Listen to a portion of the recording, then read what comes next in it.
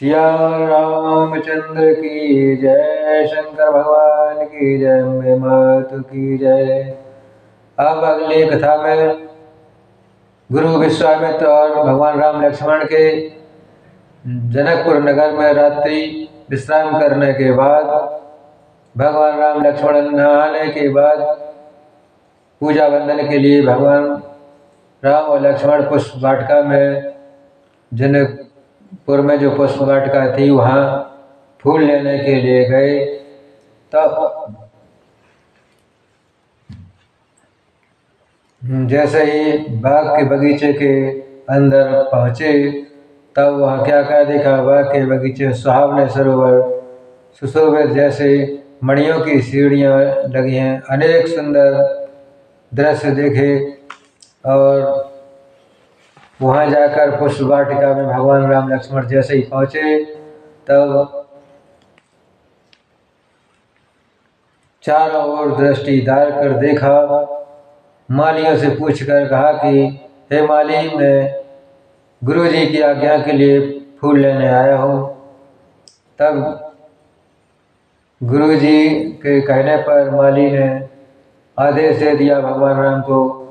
और उसी समय सीता जी भी अपनी सखियों के साथ फूल लेने के गई थी पूजा के लिए, मंदिर जाने के लिए। इसलिए उसी समय सीता जी अपनी सखियों के साथ फूल तोड़ने के लिए वहाँ आई। माता ने उन्हें गिरजा पार्वती जी की पूजा करने के लिए भेजा था। तभी सीता जी उन्हीं के आदेश से गई थीं और अपने सखियों के साथ में थीं। तही अवसर सीता तह आई, गिरजा पूजन जनन पठाई। संग सखी सब सुभग सयानी, गावें गीत मनोहर वाणी। सर समीप गिरजा गृह शोभा, वरन न जाए देख मन मोहा। तुम जन कर सर सखिन समेता, गए मुदित मन गौरिन केता। पूजा कीन अधिक अनुरागा, निज रूप सुभग बरुआ मांगा। एक सखी सिय संग बिहाई, गई रही देखन फूल बाई। तही दो बंधु बिलो क्यों जाई, प्रेम विवश सीता पह आई। उसी समय जैसे ही सीता जी के साथ सब सखियां फूल तोड़ने के लिए माता पार्वती जी के मंदिर में जाने के लिए फूल तोड़ने आई उसी बगीचे में, तब बड़े प्रेम से फूल तोड़ने के बाद एक सखी सीता जी का साथ छोड़कर फुलवाड़ी देखने गई। उसने जाकर दोनों भाई राम लक्ष्मण को जैसे ही देखा तब आश्चर्यचकित होकर तुरंत दौड़ी हुई सीता जी के पास आई। बोल सखियों ने उसकी दशा देखी, उसका शरीर पुलकित हो गया, नेत्रों से जल भराया। सबको अमलवाणी से पूछने लगी, आपकी प्रसन्नता का कारण क्या है। तब उस सखी ने कहा, वहाँ सुंदर दोनों राजकुमार बाग देखने आए हैं और किशोर अवस्था के हैं, जो गौर एक दो प्रकार के हैं, एक गौरवर्ण है, एक श्यामले सुंदर है। तब उनके सौंदर्य में कैसे बखान कर कहूँ, मेरी वाणी भी नहीं बोल सकती। यह सुनकर सीता जी के हृदय में बड़ी उत्सुकता जानकर सभी सखियां सयानी प्रसन्न हो गई। तब एक सखी ने कहा, हे सखी, ये वही राजकुमार हैं जो सुना है कि कल विश्वामित्र जी मुनि के साथ नगर में आए थे और जिन्होंने अपने रूप की महिमा, रूप की मोहिनी डालकर नगर के सभी स्त्री पुरुषों को अपने बस में कर लिया। जहाँ जहाँ सब लोग उन्हीं की छवि का वर्णन कर रहे हैं, अवश्य वही हो, उन्हें देखना चाहिए। तब उनके वचन सुनकर सीता जी को अत्यंत प्रिय लगे और दर्शन के लिए उनकी नेत्र अगला उठे। उसी प्यारी सखी के आगे आगे सीता जी चली और पुरानी प्रीति को कोई लिख नहीं पाया, जो नारद जी के वचन सुनकर स्मरण याद करके सीता जी के मन में पवित्र प्रीति उत्पन्न हो गई और वे चकित होकर जब उस ओर इस तरह देख रही हैं मानो डरी हुई मृगशाणी की तरह इधर देख रही हैं। कंकड़ हाथों के बंधे हुए कारधानी पाए जेब के बंद और रामचंद्र जी के हृदय में विचार कर लक्ष्मण जी कहते हैं कि यदि ऐसी ध्वनि आ रही है मानो कामदेव ने विश्व को जीत लिया हो। तो ऐसा कहकर श्री राम जी ने फिर कर उस ओर देखा जहाँ सीता जी मुख रूपी चंद्रमा को निहारने के लिए नेत्र चकोर कर बन गए हों। सुंदर नेत्र स्थिर हो गए और एक टक देखते रहे दोनों और पलकर से हिलाना तक छोड़ दिया, लेकिन ऐसी शोभा एक दूसरे की है जो देखते नहीं बन रही है। ऐसा राम जी और सीता जी का दृश्य किसी से कहा नहीं जाता। और सीता जी की शोभा देखकर श्री राम जी ने बड़ा सुख पाया। हृदय में उनकी सराहना करते हुए किंतु मुख से वचन नहीं निकलते, ऐसी शोभा कहते हैं मानो ब्रह्मा ने अपनी सारी निपुणता मूर्ति मानकर संसार को प्रकट करके दे दिया। यह शोभा देकर सीता जी की सुंदरता को सुंदर करने वाली अत्यंत मानो सुंदरता की दीपक की लौ जल रही हो, ऐसी शोभा देकर किसी से कुछ कहा नहीं जाता। मैं जनक नंदनी सीता जी किसे उपमा दूं। इस प्रकार सिय शोभा ही प्रभु आपनी दशा विचार, बोले सुचि मन अनुज सन वचन समय अनुहार।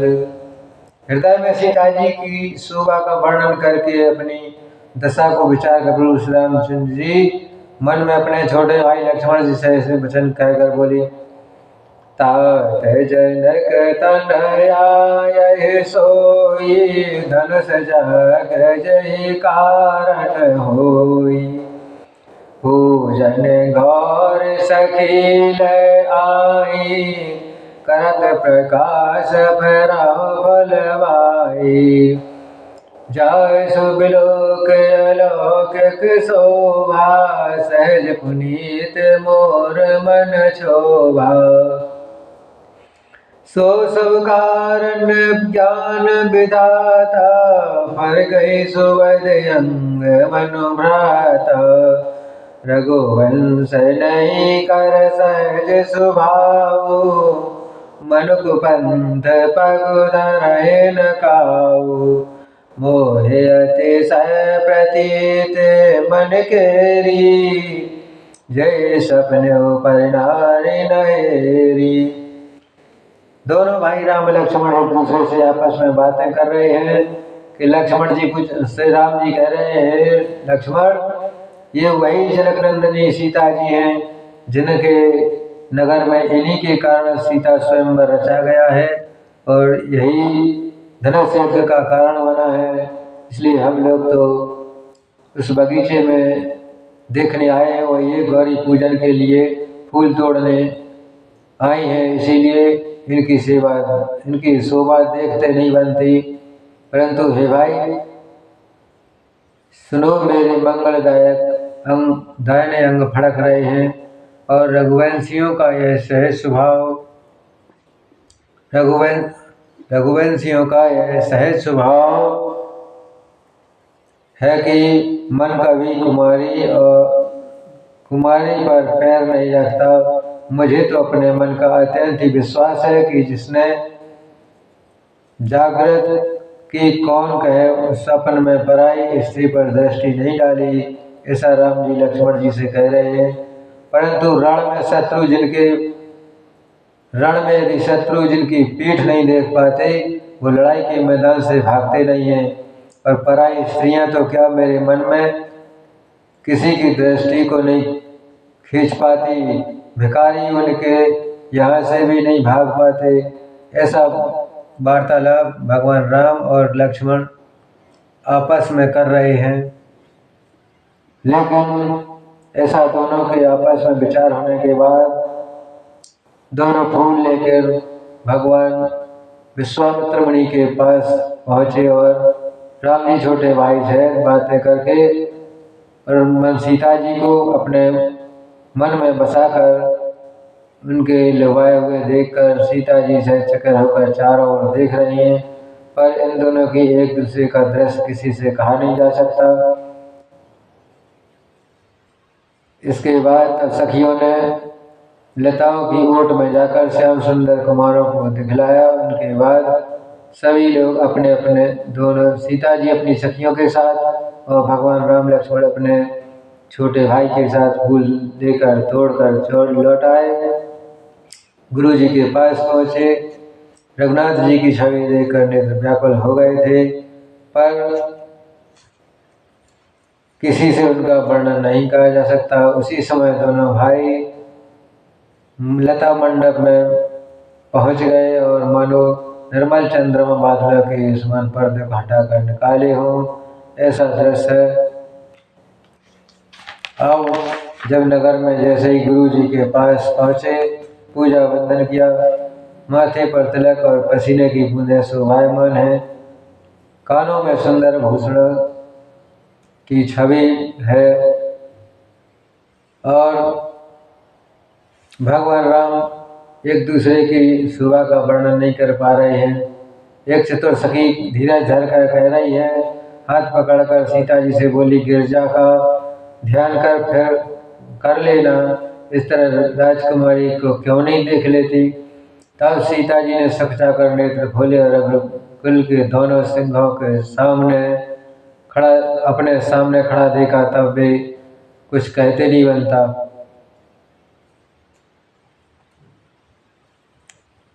और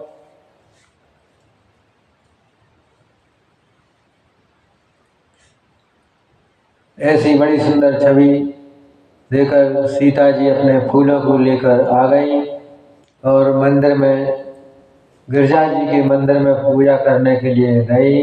इधर भगवान राम लक्ष्मण गुरु जी के पास आ गए, पूजा वंदन की, और शिव जी के धनुष कठोर को देखकर वे भगवान राम लक्ष्मण बड़े गौर से देख रहे हैं। प्रभु श्री राम जी ने जब ऐसा दृश्य देखा तब उनकी कोमल तब किसी से कही नहीं जा सकती और सीता जी पुनः भवानी जी के मंदिर में गई। उनके चरणों की वंदना करके सीता जी चरणों की वंदना कर रही हैं।